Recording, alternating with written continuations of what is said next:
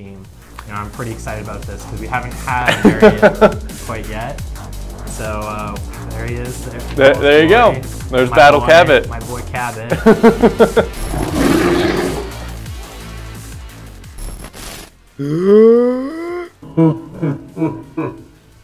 So if you weren't already aware, Shear Horror is an event that's going to be going over October, and they actually showed off Battle Cabot on the live stream. I actually didn't get a chance to catch that live stream, but I managed to go back and watch it. A lot like the other event we had, there's going to be something new every single week, and starting with Battle Cabot. I'll obviously do a video on Battle Cabot when he actually gets released, but they did give a sneak preview of him, so I guess I'll quickly go through what he's going to do. Yeah, we have a lot to talk about. You know, we have some teases, you know, not a full reveal, but we definitely want to give a little excitement to people on a Thursday, right? Didn't even tell anyone. We're just like, hey, we're going to do it. Yeah, we're pretty excited about it. So we're just going to kind of briefly go over some of the abilities for you guys. The first ability is like his main weapon. It's the photon cannon.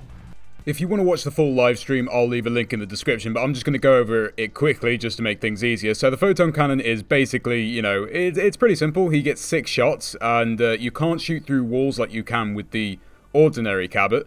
But, you know, obviously just allows you to do consistent damage. In place of the Dust Tag, who got Solar Blast, so it's essentially like a Hank Orbital, but it's just one big explosion. I think depending on how much damage that does is going to depend on how viable this new Cabot is going to be. One interesting thing they did talk about is you can actually use the blast from that to actually boost yourself forward, which you could with the sort of OG Hank back in Legacy for those of you that played it. I actually really missed that for those of you that know what I'm talking about, and so I really hope they actually do keep that, but they said they might remove it if it gets a little bit annoying. So just know that obviously the knockback on this is going to be quite a big deal if you are near to it, so it might, you know, put a lot of people out of position. That's the only problem with it, but hopefully it does a lot of damage in return. His next main ability is going to be Orbital Concealment. Now, they were going away from cloaking with supports in this new version of Evolve, but they've actually decided to bring it back. As long as it's balanced, I'm pretty excited about this, but, you know, essentially you do call in an orbital that cloaks you, and then within a certain area you can stay cloaked,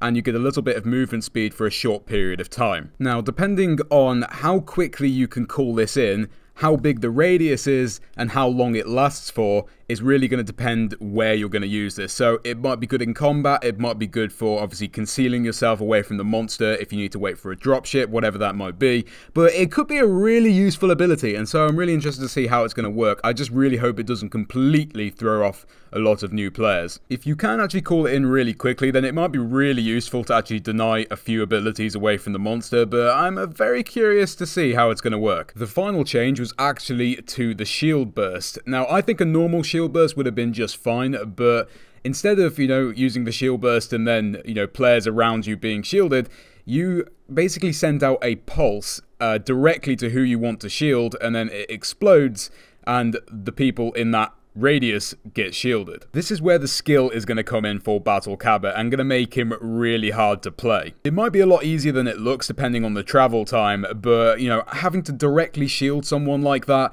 you know, especially when you've got to react in a split second to try and, you know, shield an ability that a monster might use, it could be pretty difficult. I'm not really going to judge until I get my hands on it, but, you know, if the cooldown is a lot quicker than a shield burst, then yeah, it potentially could be a really good ability, but I personally feel that Battle Cabot is going to be a very high skilled, you know, sort of support to play, and I'm pretty interested to see how people are going to take him on. So there's obviously a lot of other really interesting looking unlocks for the rest of October as well, and presumably each week one of these is going to get unlocked. After Battle Cabot, it appears we have some crates. Now, the only thing I can think of that this relates to on the Trello board is you get rewards for playing map variants. Now, what these rewards are going to be, or what these crates are going to be, I'm quite curious. I'd quite like it if it was some sort of weapon skin case or something like that, but I don't know if they'd go the same sort of direction that a lot of other games go. Maybe they will. I just hope it's not something really simple like keys, but presumably, you know, if they're going to put it in the, you know, the month unlockables, it's got to be something exciting. The next one looks like they're going to be introducing arena mode back into Evolve. For those of you that don't know what arena mode is, it's simply just being able to play in a dome to practice your games. Now, they might have changed it up, but the more interesting thing is the background for this actually looks like the map Dam from Legacy Evolve. Dam was one of the maps they said they were revamping currently, so I'd be pretty disappointed if the arena mode didn't come out with a revamped version of Dam, because it definitely was one of my favorites, and you know, it was quite a small map actually, and presumably they've built on a lot from what it was.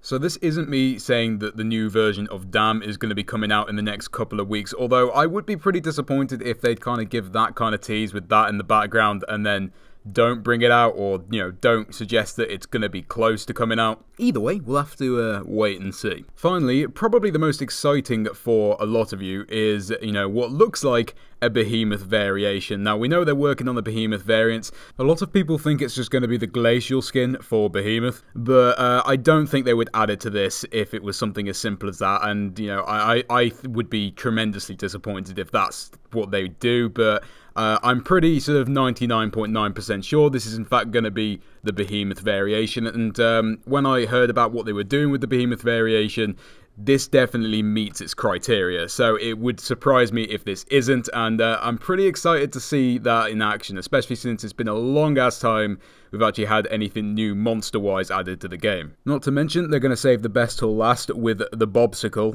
You know, it'd be very silly if it was just simply a skin. Anyway, that's basically what's going to be coming up, as well as a lot of other plans for Stage 2, and I'll be sure to do my best to keep you updated. A lot of you know that I've been busy recently, hence why uploads haven't really been coming in, but I do really appreciate those of you that have been really supportive. But anyway, enjoy Shear Horror, and I guess I'll see you in the next one. X gon' give it to you.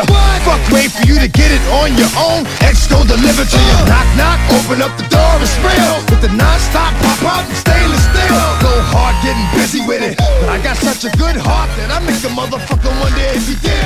Damn right, and I'll do it again. 'Cause I